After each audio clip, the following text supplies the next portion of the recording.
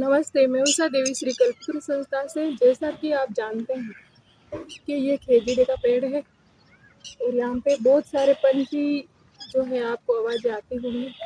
और मैंने आज यहाँ तालाब के पास एक चुगलदानी लगाई है और आप सभी से मेरा एक अनुरोध है कि जैसे जहाँ भी आप चुगलदानी या परिंदा लगाएं तो उसके सफाई का ज़रूर ध्यान रखें।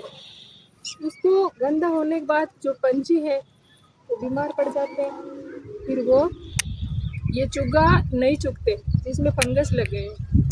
तो जैसे परिंदा में करी जम जाती है तो उसमें वो पानी भी नहीं पीते। तो आप सभी से मेरा निवेदन है कि समय समय पर इनको आप साफ करें और इन पंछियों का ध्यान रखें, उनका संरक्षण करें। धन्यवाद।